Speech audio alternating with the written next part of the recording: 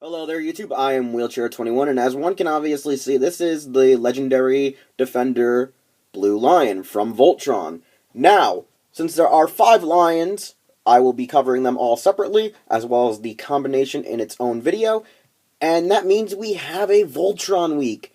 And also, the 7th day is going to be possibly a mystery, since even I don't know how I'm going to cover all 7 days in the week. Nevertheless, let's look at Blue Lion, which is the first line we actually see in the entire series, if I recall, and is pretty much the lion that brings our pilots to awaken Voltron itself. It is piloted by Lance, which is different than most of the lores, where it's first piloted by Shiro/Sven, and then eventually by Allura. And honestly, the box art is pretty good. It's nice, being made by Playmates, and that's actually the biggest shocker. I thought this would probably be picked up by like Mattel, Hasbro, or even Bandai, but it didn't. We can see that it comes with a launcher, and it does have a little pilot core. The back of the box, more artwork, a better zoom in on what our Voltron looks like, fully combined. And on the back here, it shows that the little speeder that each of the figures will eventually come with are supposed to be highly painted. But as one can see, Playmates skipped out on the paint.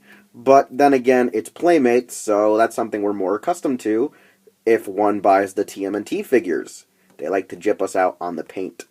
False promotion, man! So now we got our lion out of the package, and as one can see, you got your lion, your little tiny speeder here, and your missile firing gimmick. Now, honestly, I like the design of this Ray. It looks pretty badass, and it looks kind of something out of Star Trek. Just a little bit, or I should say the J.J. Abrams verse, just because of how weird and sadistic it looks. Now, it clips on over the back of the lion, and the missile firing gimmick is pretty good, as, honestly, I tested it a few times. It flies pretty far, and as you can see, luckily it bounced off the inner frame of my desk, and right back to our lion, so good. We don't have to worry about that getting lost anytime soon. But like I said, it just clips. There's 2 little notches on the back of it to make sure you properly lock it into place right here, so, which it does take a little bit of extra pressure to just clamp it on. Honestly, though, it is sturdy once it's on, but it does tend to pop off if you knock it side to side.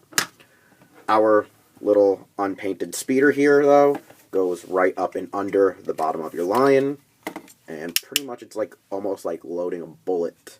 Pretty much lock it into place, push it in and down, and boom. Lance is now piloting the Blue Lion. So there are several points of articulation, at least 3 points per each leg.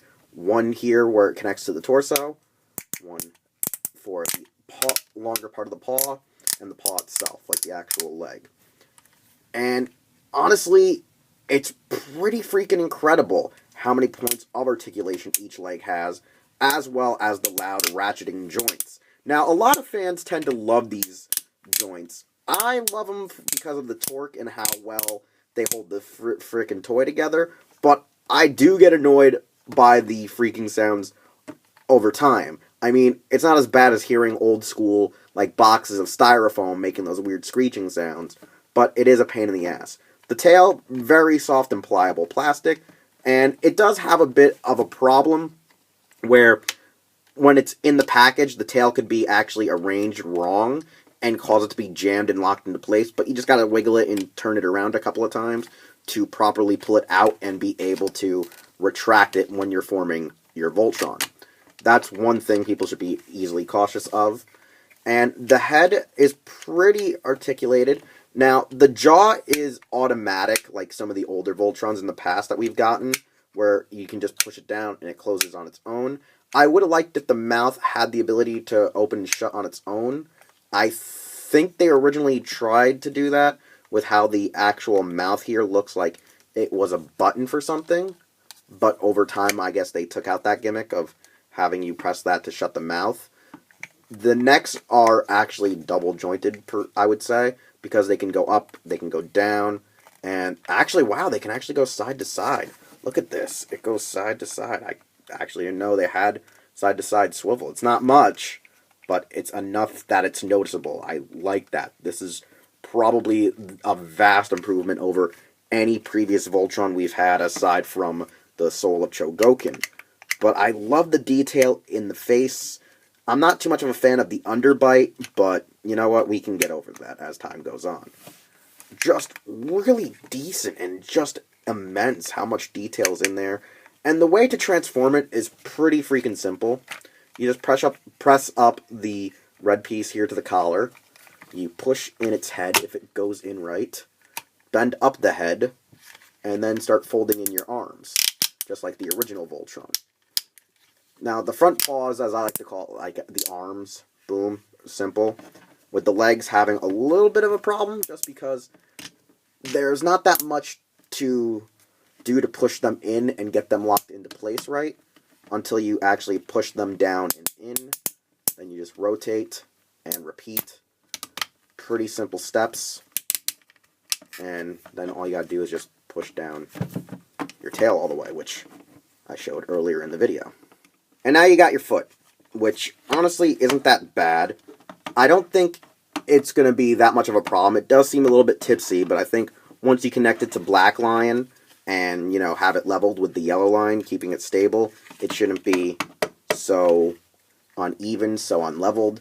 It's probably also because I might have the legs just ever so slightly mistransformed.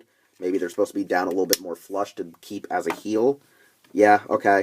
I just had the legs slightly mistransformed. You need to have them a little bit forward, and it keeps it sturdy and keeps it straight. It's evaluation time, and for my final evaluation, the Voltron Legendary Defender, Legendary Blue Lion, in its singular release, is well worth the price of $17.99 to $19.99.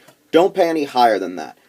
I believe that's the perfect price for these for a few occasions and few reasons, and those are, it's actually sturdy. The strong ratchet joints make sure that it's going to stand up well as a Lion and hold together as Voltron. Now, there are a few issues I do gotta say that are unexplained, such as why are there looser plastics in the back legs than the front legs, and why does it have to be like that? Because it causes the legs to bow. It causes them to not be as sturdy, even though the joints there keep it in place. It just doesn't feel safe. Or at least for its longevity, doesn't feel good.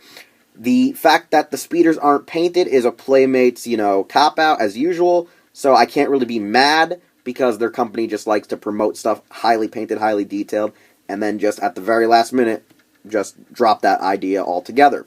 The tail is another flaw, which is because it's a soft material, it does get caught going in and coming out, and just gets lodged in there. Like I said earlier, just be careful, and it should surely fly out. As well as the actual missile firing gimmicks are amazing. I like the different sculpts and designs that they have, and I actually like that they're really strong firing missiles. Problem is, though, they are a little bit dangerous for kids, and even for us teens and adults who can end up shooting our eyes out. But overall, it's pretty great. The only differences I think that this Lion could have had, or any of the Lions in general, was if the actual speeders didn't go directly into the torso and somehow went into the heads. I don't know why. I'm pretty sure the cockpits in this series are not in the heads like in the original, but it would just be cool to me. As well as, I wish there was a way to actually dislodge the Blue Lion's head. I hope there's a way to do it at least for the red and green, just because of the old school missile firing gimmick of the original toys. But I just doubt that in general. I just feel like because they're so much sturdier, they're just going to drop the whole Megaton head attack. Nevertheless, I'm Wheelchair21. You can find this video here on my YouTube channel or at Hero Club or Hero Taku. You can like my page on Facebook, follow me on Twitter and Instagram, and I'll see you all tomorrow with the review of Legendary Yellow Lion.